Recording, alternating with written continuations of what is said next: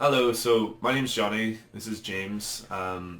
We're just doing a short video here, hopefully short video on mental health, just to kind of bring a bit more awareness to it. Mental health is still a pretty taboo topic in today's world, even though it is still getting a bit more popularity, thankfully, recently. It is very common. 1 in 4 people do suffer from mental health at one point in their life, different disorders, depression, anxiety, whatnot. First thing we're going to talk about is how to spot mental health problems with people and the importance of really spotting them and trying to intervene. So first of all, it's so important because if we don't spot it, it can at the worst times lead to suicide. This is the extreme cases, of course, and if not, it can just deteriorate even worse and worse and become a way bigger problem for them to deal with. So some of the most common symptoms in people are, say, silent in crowds. They don't speak unless they're spoken to in groups. Now, again, a big important thing before we delve into these here is the fact that these here can be characteristics of people instead of not just symptoms. So it's important that you know the person yourself to differentiate from the personality and from potential symptoms of a mental health disorder. So as well as that there, I guess, kind of not responding to contact. If you're reaching out to them a lot, they're opening your texts, your snaps, or they're ignoring you a lot. Again, maybe they don't want contact with you. That's sweet. Like, so just making sure you have a good friendship with them beforehand. But besides that there, like, that could just be their personality again. So you need to know them yourself the best. A few things that in college I would have noticed from people is kind of sleeping schedules can go to shit. So if you're sleeping in really late and getting up really late, that can have an effect on you. It's very easy to let the day, it's kind of that stereotype that you just sleep your life away.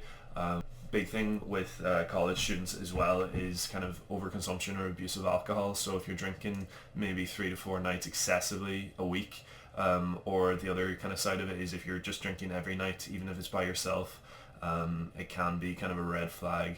And also drugs too. Yeah. When we're on another thing which kind of does go hand in hand with alcohol, I guess, is drug abuse. And again too, like, I guess drugs themselves, we're not going to delve into that there, but that in its own respect, that's kind of a time and a place. And if you're constantly doing that there and you're not really, and like people aren't even going out, you know, that's a bit questionable in terms of how it's going to affect. And as well in regards to drugs too, if you know someone's using drugs, generally the come down which might happen the next day is a kind of dangerous kind of zone and area. So you may need to, if you know that they already do suffer from bad mental health beforehand and you know they've taken a pill, MD or something out there, be wary and try be there for them for the next day, because they will be skagging and be coming down bad, like. So this is good to try stop that there, which sometimes can lead them to suicide as well because their head's not in the right place at that moment in time. Moving on from what James said, so approaching someone is kind of very important when it comes to mental health. It's a very hard thing to do. It's not a conversation anyone really wants to have, because most of the time it is kind of awkward, or has that kind of stigma around it anyway. It is very difficult as well, and a lot of the time it can be very new to people if they're discussing certain events or certain kind of mental health problems. It is difficult, but it is necessary. Delaying or refusing to talk to someone can have very bad effects long term. If you delay it, the problem could get worse for the person, or if you like just downright refuse to talk to someone about it, which people unfortunately do, it can end quite badly in terms of they could just feel shit for like an indefinite period of time. If they have no other support, or worst case scenario, suicide as well. Whenever you're talking to someone, the biggest thing to do is to actually let them talk. If it's their first time actually opening up to someone, it's incredibly important, because it's kind of like a first impression of someone. It does lay the groundwork for like the future of how they're going to interact with people about this certain topic. So let them talk. It's kind of a venting session for them. They might have played this over in their head like a million times before, but if it's their first time actually coming out about it, it can be very difficult. So they could be stuttering words, they could be crying, all that kind of stuff. Let them. It's kind of a therapeutic thing for them as well. Body language, verbal language, be very reassuring. So kind of like nod your head, shake, and then if they're saying something sensitive or difficult, just keep reassuring them even verbally. Don't make it about yourself. So if someone brings up something that even if you have kind of went through it or know someone who's went through it before, you can mention that you kind of understand to a certain degree, But don't be like, oh yeah, I went through that and I got over it in X amount of time and whatnot, or I did this, and that's all you need to do, because that's just going to make them feel like shit. It's going to belittle what they're saying, because as far as most people are concerned, if they're in a very bad headspace, that is their life, that is their world at the time.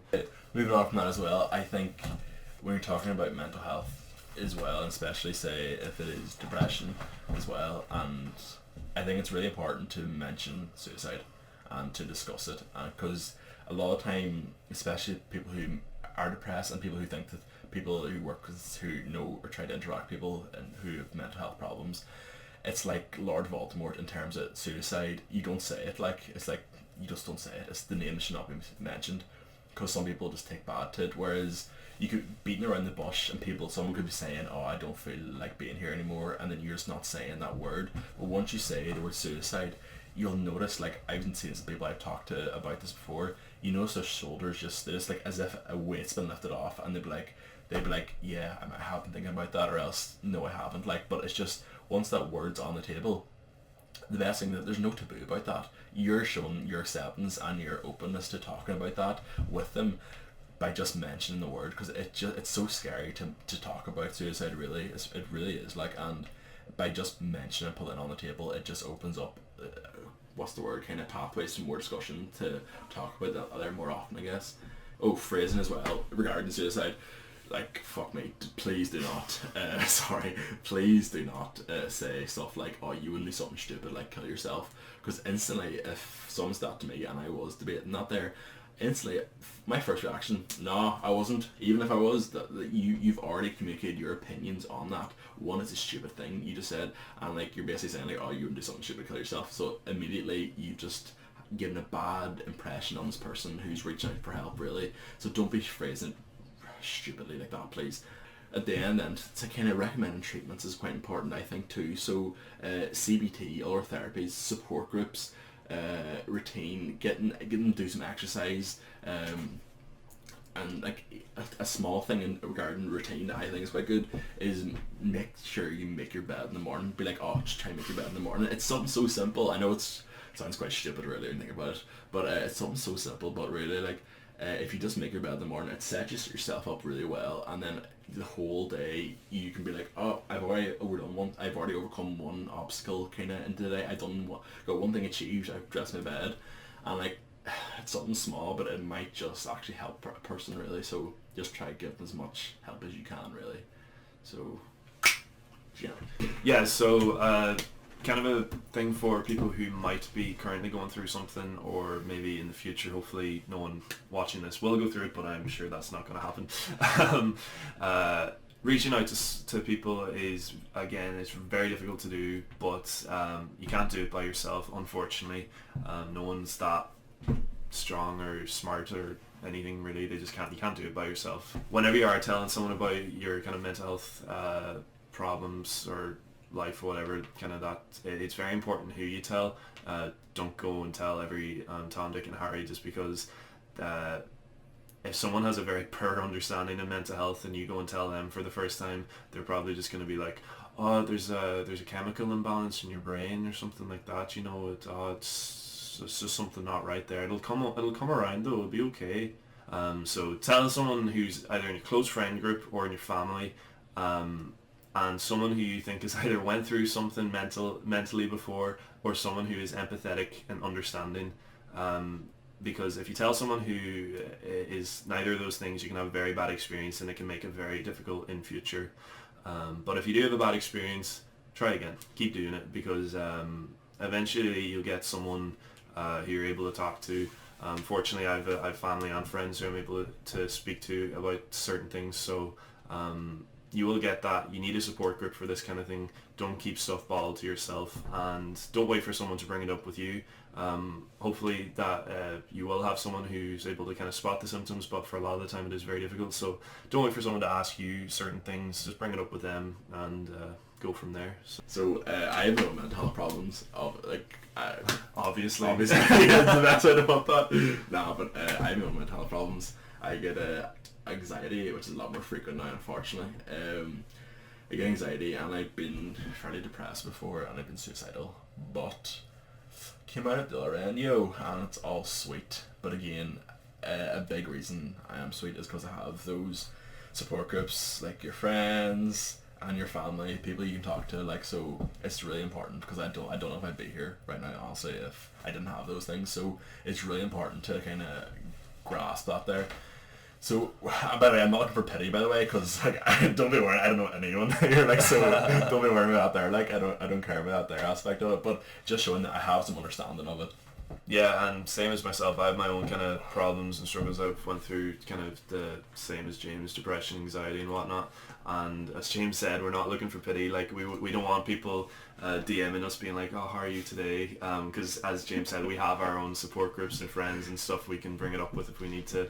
But the kind of the idea behind the video is that I know a lot of our friends won't know that we've went through kind of these things before. They'll have assumed that we're kind of like normal lads, quote unquote normal. We're both freaks, and that's the kind of point of the video, is like anyone can have it. I think the most important thing for helping people is understanding it. I think the most work you can do for someone is in your like immediate friend group, in your immediate family. So they're the people you should watch out for, and they're the people that hopefully will watch out for you as well. If you do have any issues or know of anyone who does have any issues, try your best to help them or help yourself, because even as shit as someone might feel, or as dark as the world might appear, or as boring or anything, however, like everyone's kind of mindset is different. It's not indefinite. You can think back to when you didn't feel like that, and the realistic thing with it is that you can feel like that again. It just does take effort. There's no one cure. Taking one pill or one kind of medication is not going to cure it. Having a strict routine isn't going to cure it, but having all these things together can have like real positive effects. And I add in something. This is regarding suicide. Everyone's mentioning it just came to me there now. But see, when you are talking suicide, say you talk to someone about suicide and say worst comes to worst, they kill themselves, and after, don't be beating yourself up about that. Just because you did talk about it, this is the most important thing really. You can't put an idea of suicide in someone's head, even by mentioning that word. Like, so don't ever think about that. You might have like led to that or anything, because it can't. If someone, after you talk to them about suicide, killed themselves, they were thinking about that long before you said that. So please do remember that there. If it came to the worst and you tried your best and you couldn't help but it still happened, do remember that you did your best. But yes, so I think Sinead and Shiel, that's us now. Yeah, that's it. Good buzz. Good buzz. Cheers, lads.